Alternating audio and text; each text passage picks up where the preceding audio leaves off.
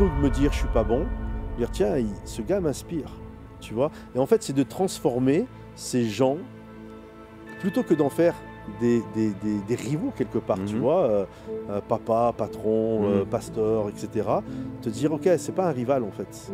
C'est pas un rival. Je veux dire, c'est que si ça marche bien dans son couple, ça marche bien avec ses enfants, c'est pas ce qui fait que moi ça marche pas chez moi.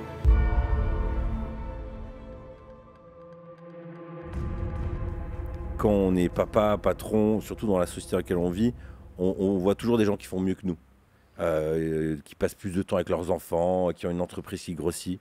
Et lui, il donne, comment dire, il explique bien la tension qu'on est en train de vivre. C'est que il disait avant les réseaux sociaux, tu pouvais être le meilleur guitariste de ton village.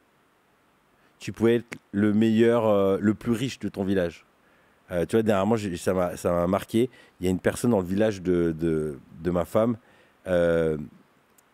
belle maison et tout. Et dans ma tête, c'est toujours quelqu'un de fou, tu vois. Et dernièrement, je sais pas, cette pensée me traverse en me disant, en gros, maintenant avec les business et tout, je dois être peut-être genre 4 fois au-dessus.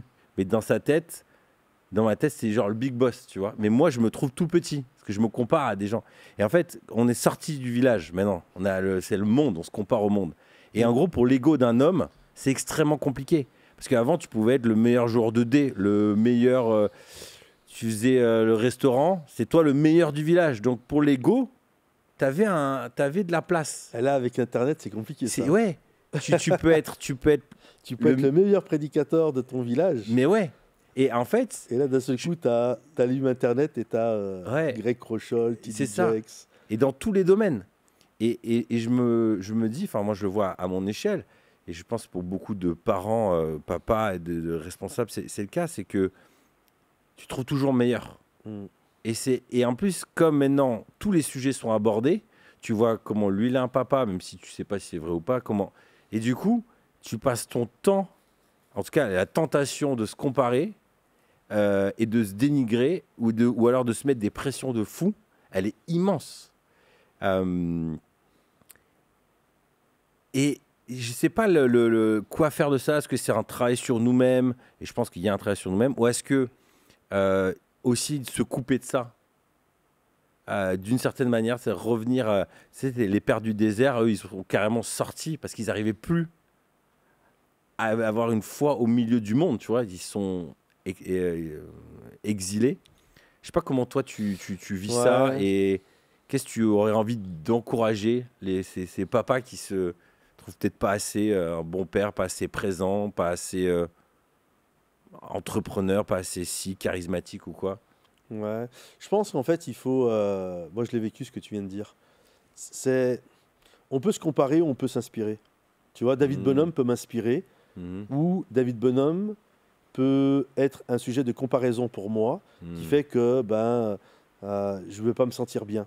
Parce qu'en fait, il me montre que je ne suis pas un gars top, tu vois. Ou alors, je peux le transformer, tiens, c'est comme un mentor.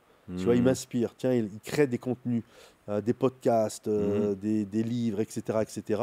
Donc, plutôt que de me dire je ne suis pas bon, dire, tiens, ce gars m'inspire. Tu vois. Et en fait, c'est de transformer ces gens, plutôt que d'en faire des rivaux quelque part, tu vois, papa, patron, pasteur, etc. Te dire, ok, c'est pas un rival en fait. C'est pas un rival. Je veux dire, c'est que si ça marche bien dans son couple, ça marche bien avec ses enfants, c'est pas ce qui fait que moi ça marche pas chez moi. Tu vois, c'est pas le problème. Il y a une dimension aussi de satisfaction que j'imagine à l'époque. Je sais pas, tu étais le meilleur, les blagues au bistrot. C'était le mec drôle du village. Tu avais au moins un truc, tu vois. Aujourd'hui, dans quoi on peut être le meilleur d'un truc, tu vas s'apaiser, de se dire... Mais est-ce que c'est un appel d'être le meilleur? Non, mais en tout cas, ça t'amène, quand tu dis le meilleur, c'était une forme d'apaisement intérieur. Tu vois, tu as l'impression qu'il y a ici... Ou pas, peut-être pas. Hein. Désinstalle Instagram. Ouais. Et Facebook et TikTok et compagnie. Mais alors du coup, je reformule. Du coup, on avance dans la question, c'est quels seraient toi tes conseils pour trouver une forme de satisfaction? Je pense que nous, en tant qu'hommes, en tout cas, je vais parler pour moi, il y a un besoin d'accomplir, il y a un besoin de gagner. Ouais. C'est inhérent. Bah, c'est de prendre plaisir dans ce que tu fais, prendre plaisir dans les petits pas, les avancements, ce que tu fais, et ne pas regarder les autres comme des rivaux ou que, tiens, ils me rappellent que je suis pas bon. Pour moi, c'est des sujets d'inspiration. Et pour moi, c'est simple, Mhm. tu vois. Je vais l'arrêter là. Je vais pas, je vais pas. Moi, je suis comme toi dans le sens où euh, il y a plein de gens. Tu vois, on pourrait dire, voilà, l'église Momentum à Bordeaux, sans parler de Bruxelles, sans parler de Mhm. Paris qui arrive, sans parler de Momentum Academy, sans parler d'Espoir, Mhm. qui est un bâtiment qu'on vient d'acheter pour développer faire le social, etc. Les albums, bref, Mhm. tout ce qu'on fait. J'enlève tout ça, je me dis, mais en fait, j'ai assez de boulot juste de m'occuper de l'église. Il y a des pasteurs, ils sont pasteurs Mhm. d'une église de 80 et ils peuvent faire un burn-out tellement que ça bosse Mhm. dur, tu vois. Là, toi, tu as une église, tu as 2500 personnes qui la fréquentent, tu as assez de travail, tu vois. Et c'est vrai que si je commence à regarder par rapport à ceux Mhm. qui ont moins, je peux me prendre pour le roi du monde. Mais nous, on a des tempéraments où on regarde pas ceux qui font moins. Mhm. On regarde toujours ceux qui ont fait plus, tu vois. Mhm. Donc, il y a toujours ce sentiment de je suis pas arrivé. Mhm. Mais quelque part, est-ce que c'est mauvais? C'est mauvais si ça m'amène dans un mood où je me sens nul. Mhm. Là, c'est mauvais. Mais si ça me met dans un mood où waouh, je veux me dépasser, je peux encore en faire, tu vois, on peut encore avancer, bah, je pense c'est bien Mhm. ça. Tu sais, on dit c'est soit t'es le gros poisson, la mare, soit t'es le petit poisson. En fait, ça dépend à quelle mare tu vas. C'est en Ouais, gros, comme tu dis, en fonction. Et moi, depuis toujours, j'ai toujours regardé des très gros poissons. ouais, tout à fait. Moi, je suis comme Et je toi. pense qu'un truc qui m'a beaucoup aidé, moi, c'est le sabbat. Dieu, le septième jour, il Il se repose. s'arrête et il contemple. Et là, c'est un peu ce que tu as fait, tu as listé. Et je trouve dans ces moments-là, où en fait, tu as une forme d'insatisfaction, c'est tu contemples ce qui a été fait, ce que tu as entre tes mains, et tu dis, mais en fait, c'est déjà dingue. Et le fait de cette pratique, il y a tout un mouvement aux États-Unis que je découvre depuis 2 3 ans, énorme dans le milieu chrétien, autour de ça, autour du sabbat. Il y a tout un truc. Et c'est comme une pratique presque pas révolutionnaire, mais contre-révolutionnaire par rapport à la société dans laquelle on est, qui est la consommation constante, l'activisme constant et tout. Et en fait, cette pratique qui est, d'après les écrits à l'origine, quoi, hein, septième jour, il se repose, en fait, elle a tellement de saveur dans le monde dans lequel on est, qui est de pratiquer la gratitude pour la semaine et puis laisser Dieu travailler un peu le. En gros, c'est une manière, c'est-à-dire j'ai fait ce que j'avais à faire, je contemple, et puis voilà, maintenant je te laisse mettre la petite sauce spéciale sur mon travail. Hmm. Et je trouve que ça, c'est un truc, quand je suis dans le flow, gagner, gagner, gagner, j'en oublie qu'en réalité, c'est déjà fou, puis je peux déjà m'apaiser, quoi. Ah, c'est énorme. Tout ce que tu as fait, tout ce que tu as Mm. accompli avec Hélène, c'est Mhm. énorme. C'est comme ce que j'ai dit tout à l'heure, ce qu'on a accompli juste Bordeaux, c'est énorme. Ouais. Tu vois, c'est énorme. C'est pas un truc commun en France. Mhm. C'est énorme, tu vois. Tu arrives à le voir quelques églises à Paris, tu en as une autre à Mulhouse, tu vois. Après Paris, c'est Paris. Mulhouse, tu pourrais dire c'est l'Alsace, c'est un côté très Mhm. protestant, c'était lié à Mhm. l'Allemagne, tu vois. Là, tu te dis en province, là, on a fait quelque chose et tu pourrais te contenter juste. Mais ouais, Non. puis c'est la grâce de Dieu. En plus c'est particulier quand tu es pasteur, hein, parce que quand ça marche, c'est grâce à Dieu. Mais si Mhm. ça marche pas, c'est à cause de toi.